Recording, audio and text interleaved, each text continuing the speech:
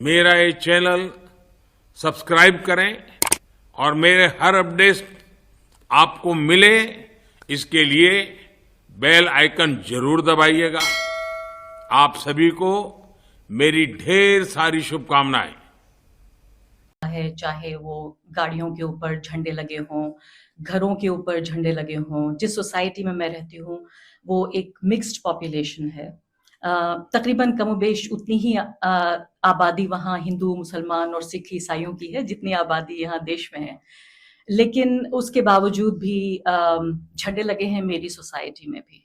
यानी मैं जहाँ से होकर गुजर कर अभी आई हूँ, वो झंडा ऐसा नहीं लगा कि सोसाइटी पे लगा है, ऐसा लगा कि मेरे सीने पे भगवा झंडा लगा दिया गया है।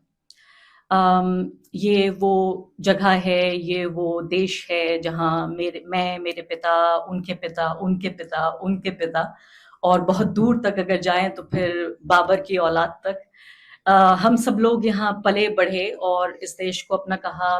मेरे पिता 1947 में जब देश का बंटवारा हो रहा था और उनके नाम पर, उनके धर्म के नाम पर जब एक देश बनाया जा रहा था, तब उन्होंने ये सोचा और ये जाना कि उनके लिए वो देश, और उनके लिए नहीं बल्कि उनकी जो फ्यूचर जनरेशंस हैं, जो उनकी भविष्य की नस्लें हैं, यानी मेरे लिए और मेरी नस्लों के लिए, कि उन्हें जिन्ना का पाकिस्तान नहीं, उन्हें गांधी का हिंदुस्तान ज्यादा सेफ लगा।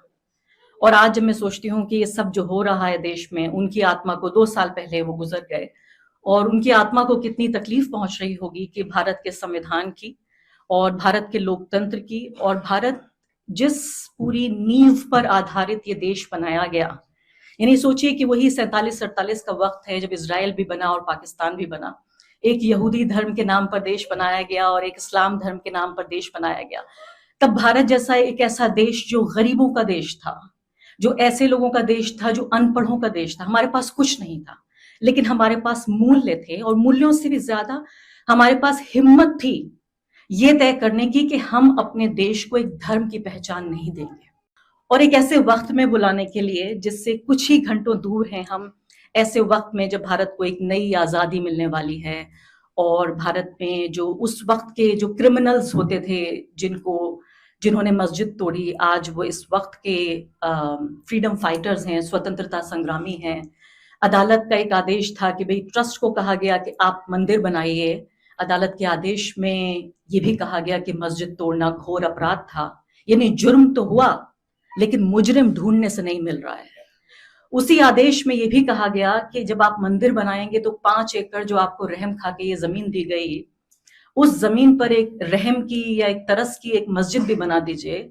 उस मस्जिद की कोई ईंट नहीं रखी गई, उसका कोई नक्शा नहीं है, अभी ये भी पता नहीं है, मुझे कोई दिलचस्पी नहीं है उस मस्जिद में, लेकिन चूंकि बार बार ये कहा जाता है कि ये बहुत वैध तरीके से काम हो रहा है, कानूनी तरीके से काम हो रहा है, तो इसलिए भी यहाँ ये बताना बहुत जरूरी है कि ना तो ये वैध है ना ये कानूनी है। अगर ऐसा होता तो जो कोर्ट के सबसे अहम पहलू थे वो ये था कि अग्रीजियस क्राइम यहाँ पे हुआ, यानी घोर अपराध हुआ।